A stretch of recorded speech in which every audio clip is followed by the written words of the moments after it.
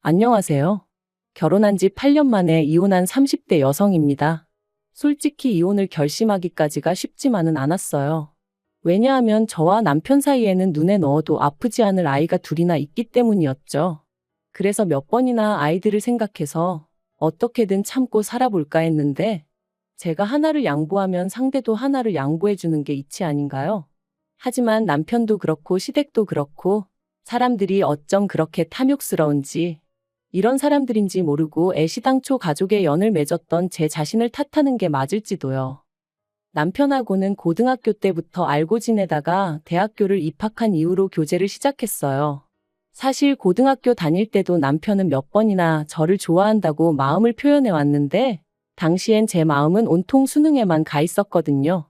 그러니 남편의 고백이 귀에 들어올 리 없었고 한편으론 좀 한심하게 느껴졌던 것도 사실이에요.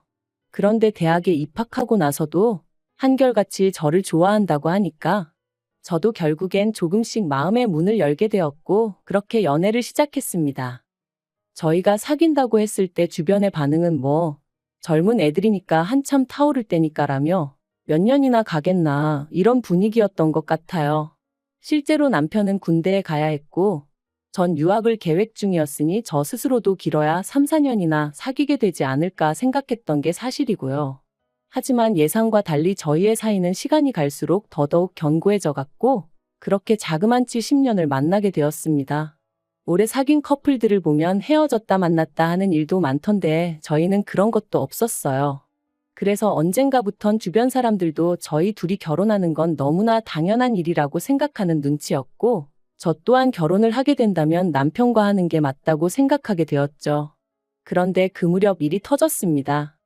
사실 남편은 대학을 졸업한 이후로 줄곧 아버님과 같이 사업을 하고 있었어요. 아니 정확히 말하자면 아버님이 운영하시는 사업을 나중에 남편이 물려받는 조건으로 아버님 밑에서 일을 배우고 있었죠. 남편은 그냥 다른 사람들처럼 회사에 들어가 직장 생활을 하고 싶다 했었지만 아버님이 남주기 너무 아까운 사업이라 그렇다며 하루는 남편을 어르고 달래기도 하셨다가 또 다른 하루는 윽박지르기도 하셨다가 한마디로 싫다는 남편을 어거지로 끌고 가셨던 거나 다름이 없었어요. 그런데 그렇게 아버님 사업에 남편이 같이 하기 시작하고 얼마 되지 않아서부터 일이 잘 안 풀린다 어쩐다 하는 소리가 들려오더니 급기야 저희가 본격적으로 양쪽 집안에 인사드리고 결혼 허락을 받기 시작한 무렵에는 폐업 이야기가 오갈 만큼 상황이 악화되어 있더라고요.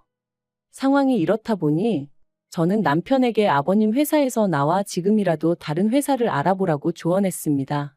하지만 남편은 자기까지 포기해버리면 아버님이 쓰러지실지도 모른다며 쉽게 결정을 내리지 못하더군요.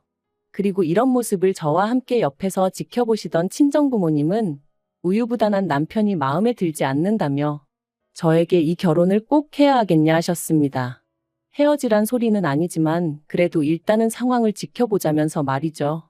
제가 참으로 어리석었던 게 친정부모님은 사실 저를 생각해서 하신 말씀이셨고 이 세상에 저희 친정부모님보다 저를 더 생각해 줄 사람이 누가 있겠어요. 그런데 그때는 그런 건 생각도 못하고 그저 제가 남편과 얼마나 오랜 세월을 함께 했는지 뻔히 아시는 분들이 그렇게 말씀하신다는 그 사실 하나만 서운하게 느껴져서는 어찌나 친정부모님이 매정하고 독하게만 보이던지요. 뿐만 아니라 목이라도 났던 건지 이런 시기일수록 제가 남편 곁에서 힘이 돼줘야겠다 싶대요. 그래서 제가 남편과의 결혼을 허락해달라고 단식투쟁까지 시작했답니다. 돌이켜 생각해보면 정말 한심하기 짝이 없었어요. 그래서 결국 친정에서 1억 8천 주고 아파트 한 채를 해주셨습니다. 혼수는 전부 제가 모아뒀던 돈으로 해결했고요. 그나마 이것도 받았다고 표현해야 하나 싶은데 결혼식은 양쪽 집안에서 반반씩 부담해 주셨으니 시댁에서 아예 아무것도 안 해주신 건 아니네요. 다만 친정부모님은 축의금은 저희 살림살이 사는데 보태라고 주셨고 시댁에선 남편 앞으로 들어온 축의금까지 싹 다 가져가셨어요.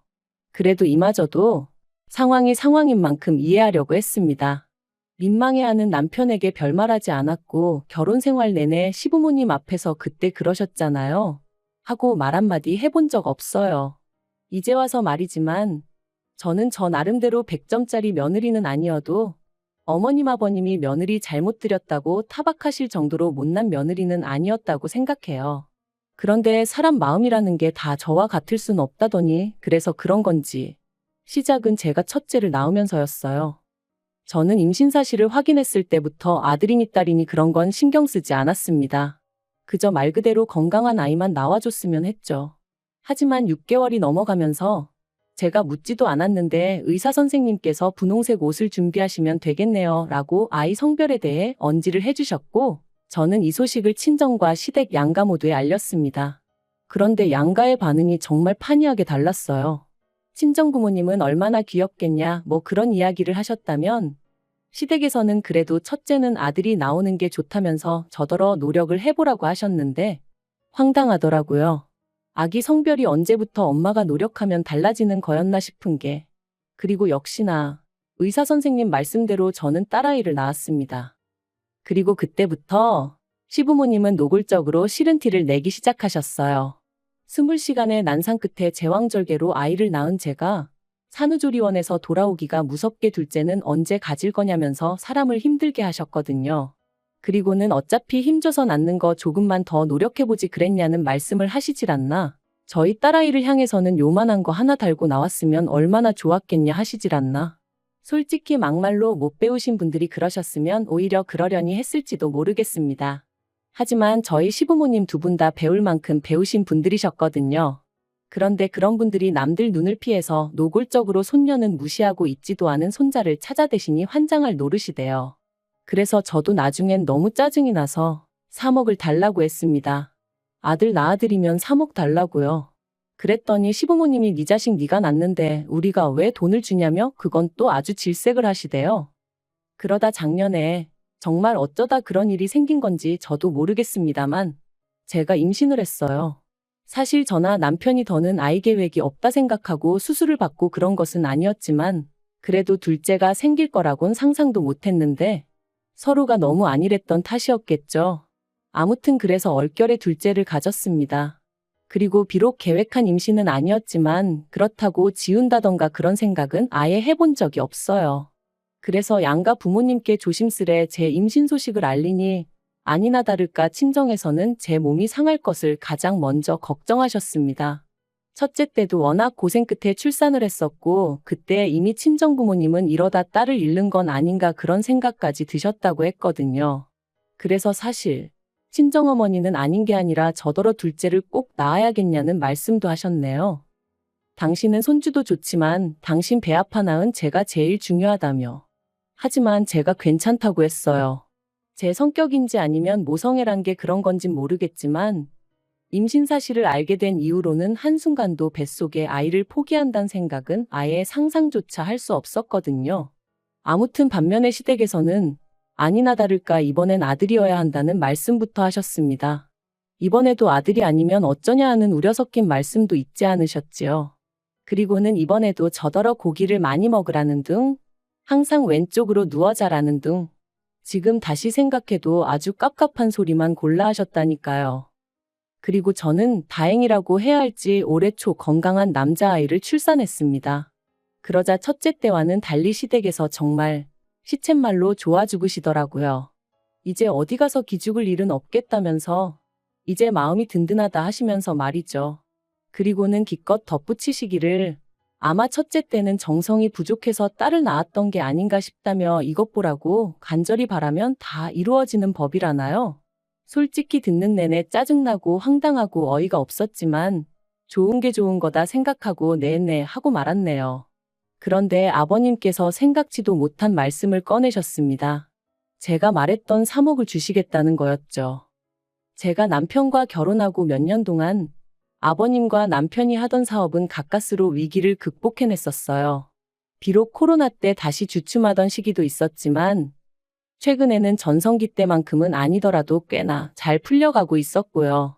하지만 시부모님이 3억을 턱하고 내주실 만큼 상황이 좋아진 줄은 꿈에도 생각을 못했기에 솔직히 당황스럽기도 했지만 한편으론 저도 사람인데 당연히 기분이 무척이나 좋았네요. 그런데 이후로 아버님이 말씀하시기를 그렇다고 3억을 현찰로 주긴 좀 그렇다 하시더니 그러면 그렇지 아버님이 소유하고 계시던 빌라가 한 채 있었는데 그게 시가로 7억 정도 한다는 거예요. 그리고 저희가 살고 있던 친정아버지가 해주신 아파트는 어느덧 값이 올라 4억 정도 했었거든요. 그러니까 저희가 사는 아파트를 팔아서 당신한테 4억을 주고 그 빌라에 들어가서 살랍니다. 그러면 나중에 팔면 3억이 남으니까 3억을 저한테 주시는 거라면서. 게다가 더 황당한 건 어쨌든 친정부모님은 1억 8천만 내주셨었지만 시부모님은 3억을 해주시는 거니 그나마 해준다는 빌라의 명의도 남편 명의로 하라는 거였죠.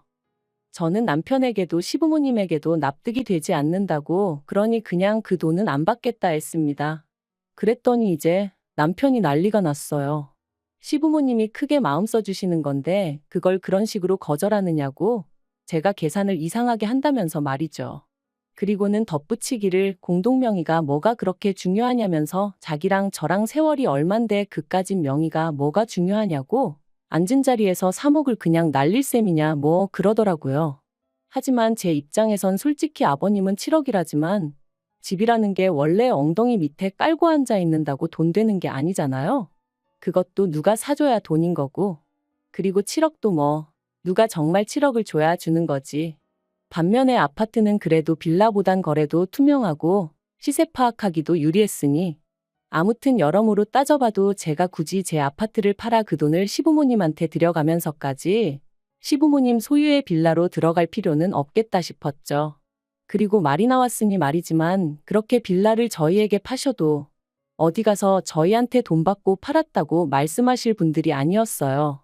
아마 어디 가서든 말 나오면 7억짜리 집을 저희에게 줬다 그렇게만 말씀하셨을 거예요. 안 봐도 뻔한 이야기였죠. 그래서 그냥 더는 설명할 이유도 없다 싶어 안 받을 거라고 했던 거고요. 그런데 남편은 그 돈이라고 해야 하나 집이라고 해야 하나 아무튼 도무지 포기할 수가 없는 모양이었습니다.